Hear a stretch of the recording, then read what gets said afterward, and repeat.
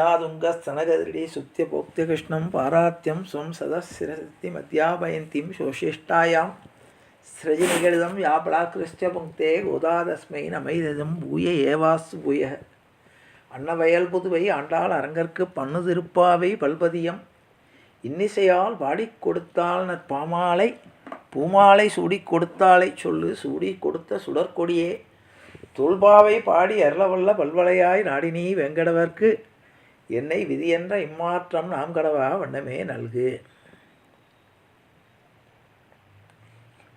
நம் மனதுக்கு உகந்த மார்கழி மாதத்தின் 19ஆம் நாள் பாசுரம். குத்து விளக்கெரிய குத்து விளக்கெரிய கோட்டுக்கால் கட்டில் மேல் மெத்தென்ன பஞ்ச சயனத்தின் மேலேறி கொத்தலர் பூங்குழல் நப்பின்னை கொங்கை மேல் வைத்து கிடந்த மலர்மார்பா வாய்திரவாய் மைத்தடங்கண்ணினாய் நீ உன் மணாளனை எத்தனை போதும் துயிலோட்டாய்கான் எத்தனை ஏலும் பிரிவாற்றகில்லாயால் தத்துவமன்று தகவேலோ ரெம்பாவாய்.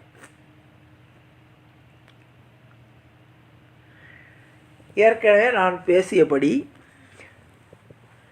நந்தகோபாலனுடைய அரண்மனைக்கு வந்தாகிவிட்டது. பலதேவர் முதலான மற்றவர்களுக்கு எழுப்புவதற்கு துயில் எழுப்பிவிட்டு இப்பொழுது நப்பிண்ணை பிராட்டியுடன் பெருமாள் இருக்கார். இப்போ நப்பிண்ணை பிராட்டியும் கிருஷ்ணனுமாக இருக்கக்கூடிய இடத்துக்கு வந்தார். இப்போ தோழிகளோடு நப்பினை பிராட்டியை நோக்கி துயில் எழுப்புகிறாள். குத்து விளக்கெரிய கோட்டுக்கால் கட்டில் மேல் மெத்தென்ற பஞ்ச சயனத்தின் மேலேறி கொத்தலர் பூங்குழல் நப்பின்னை கொங்கை மேல் வைத்து கிடந்த மலர்மார்பா வாய்திரவாய். பெருமாள் எப்படி படுத்துட்டு இருக்காருங்கிறத வெளியிலேருந்து நாச்சியார் யூகமாக சொல்கிறார். எப்படி படுத்திருக்காருன்னா, குத்து விளக்கெரிய கோட்டுக்கால் கட்டில் மேல்.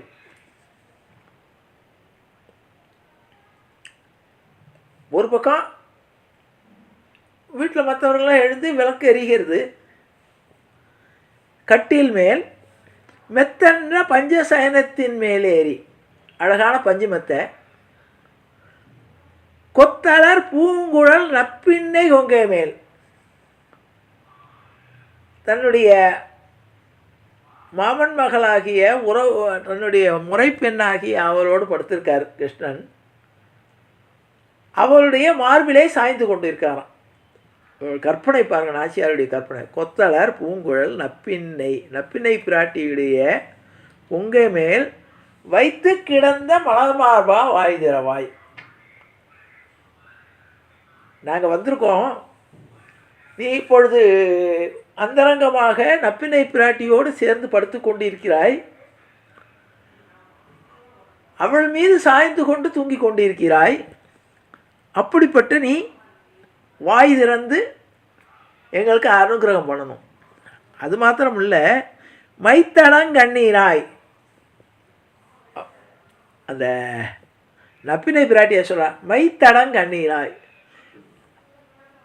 அழகான வாசனை திரவியம் கலந்த மையை கண்ணில் இட்டு கொண்டிருக்கக்கூடிய மைத்தடங்கண்ணீராய் நீ உன் மணாளனை எத்தனை போதும் துயிலெழ ஒட்டாய்கான். நீ ஒரு நிமிஷம் கூட அவனை பிரிந்து இருக்க மாட்டாய். துயில் எழ ஒட்டாய்கான். அவனை தூக்க கலக்கத்திலே வச்சிருக்கானான். ஏன்னா கிருஷ்ணன் ரமிக்கக்கூடியவன், அழகை ரசிக்கக்கூடியவன். அதனால் நப்பினை பிராட்டியினுடைய அழகிலே மயங்கி எழுந்திருக்க மனசு இல்லாமல் இருக்கானோ. நாங்கள்லாம் இவ்வளோ தூரம் எல்லாரும் பாடியும் நீ எந்தெந்து வரலையே. ஆகவே எத்தனை போதும் துயிலெழ ஒட்டாய்கான். ஒரு நிமிஷம் கூட அவனை எந்திருந்து உன்னை விட்டு பிரியக்கூடிய ஒரு மனநிலையை உண்டு பண்ணாதவள். ஏன்னா உன்னை விட்டு பிரிவதற்கு அவனுக்கு மனசே இருக்காது. ஆகவே நீ மைத்தடங்கண்ணீராய் நீ உன் மணாளனை எத்தனை போதும் துயிலெழ ஒட்டாயான். அவனை வந்து கரெக்டாக சொல்லணும்னா மயக்கி உன்னுடைய பிடியிலே வச்சிருக்க. எங்களுக்கு அனுகிரகம் பண்ண வரணும்னா அவன் உன்னை தாண்டி உன்னை பிரிந்து வருவதற்கு அவனுக்கு மனசு வராது. அது அடுத்த வரியில் சொல்லுவான், எத்தனையேலும் பிரிவாற்றகில்லாயால் தத்துவம் என்று தகவேலோ ரெம்பாவாய். எப்படி உன்னை பிரிந்து அவன் வருவதற்கு மனமில்லாத அளவுக்கு அவனை உன்னிடம் மோகிக்க செய்து வைத்திருக்கிறாய். இது தத்துவம் அன்று, இது நியாயம் அன்று.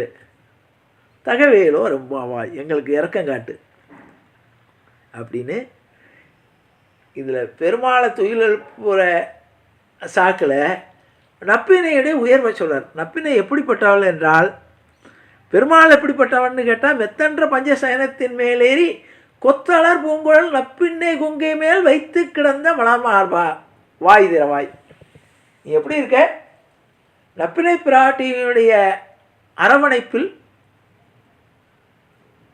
அவளோடு இருக்கக்கூடிய சந்தோஷத்தில் அவளுடைய மார்பிலை தலையை சாய்த்து கொண்டு நீ மயங்கி எழுந்திருக்கிறாய். கொஞ்சம் வாய் திறந்து எங்களுக்கு அனுகிரகம் பண்ணு. மைத்தடம் கண்ணீராய். உடனே அவட்ட ரெக்கமெண்டேஷன், நீ வந்து எத்தனை போதும் துயிலில் ஒட்டாய்கான். அவன் துயில் எழுந்திருக்கக்கூட சூழ்நிலையில் இருந்தால் கூட உன்னுடைய அன்பினால் அவனை கட்டி போட்டு நீ வைத்து கொண்டிருக்கிறாய். ஆகவே எத்தனை ஏழும் பிரிவாற்றகில்லாயால் அவனை பிரிந்திருக்க உனக்கும் மனசு இல்லை.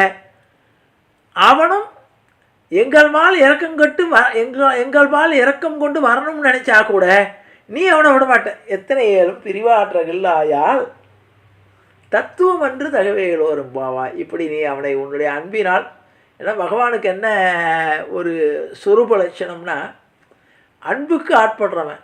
யாராவது அன்பை அவனை கட்டி போட்டுடலாம். அதுக்காக அதான் பேர் சொல்லுவார், மதுரகவியார் சொல்லுவார், கண்ணினொன் சிறு தாம்பினால் கட்டுண்ண பண்ணிய பெருமாயன். அவன் மாயங்கள் நிறைஞ்சவன்.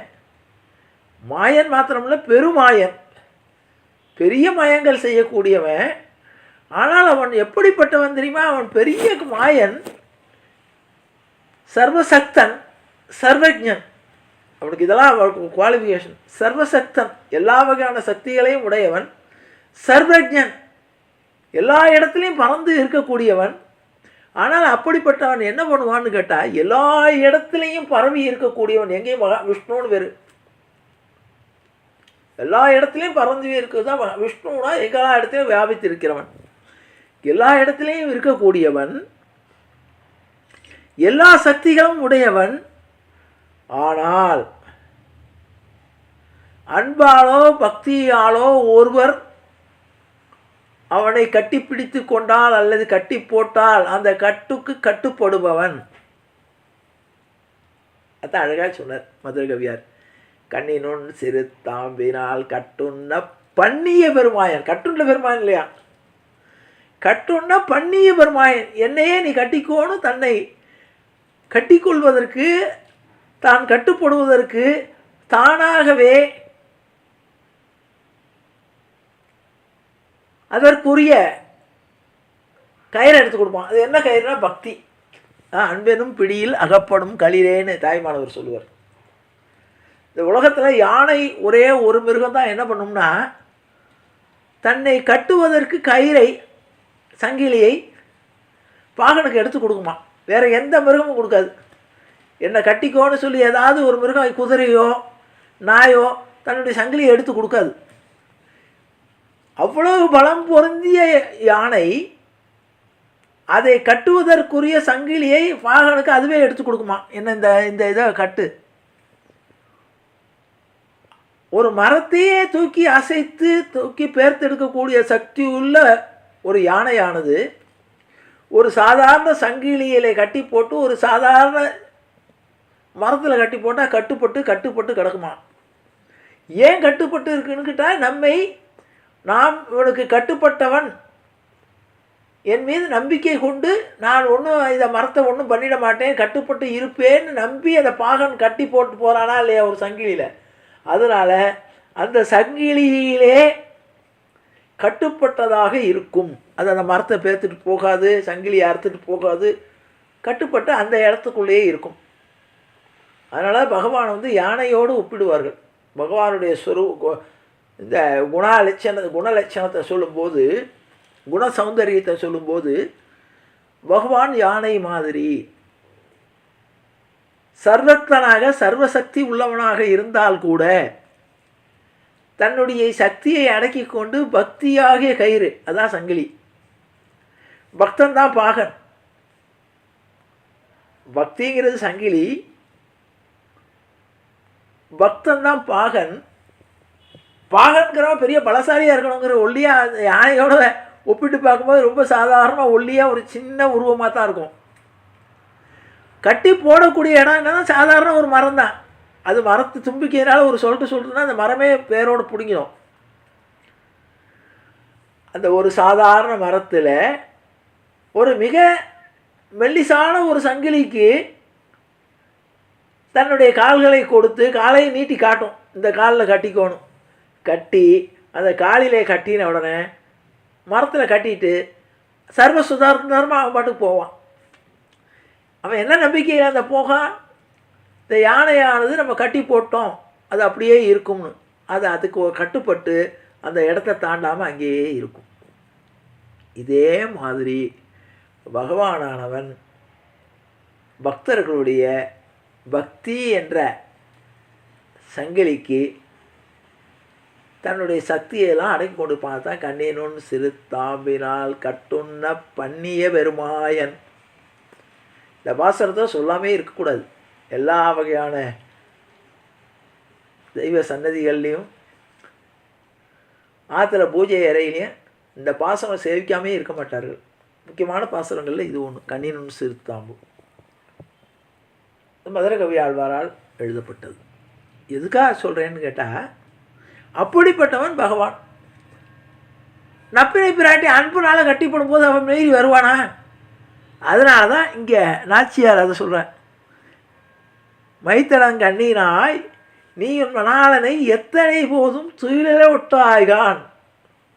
உன்னுடைய அன்பினாலும் உன்னுடைய மையலினாலும் உன்னுடைய ஆசையினாலும் உன்னுடைய அரவணைப்பாலும் அவனை துயில் எழுந்து எங்களை பார்க்க வரவிட மாட்டாய். ஏன்னா அவன் ஏற்கனவே கட்டுப்பட்டவன். எத்தனை போதும் துயில ஒட்டாய்கான் எத்தனையேனும் பிரிவாற்றகில்லாயால். ஒரு நிமிஷம் கூட ஒரு க்ஷணம் கூட அவனை பிரிந்து இருக்க உனக்கு மனசு இல்லாதவள். எத்தனையேனும் பிரிவாற்றகில்லாயால் தத்துவம் அன்று தகவேலோ ரொம்பாவாய். நீ செய்கிறது நியாயமா? நாங்கள் 1000 சிறுமியரெல்லாம் அவனை பார்க்கணும்னு அவனுடைய அனுகிரகத்துக்காக அவனை துயில் எழுப்ப வந்திருக்கிறோம் என்று கூறி எழுப்புவதாக பகவானுடைய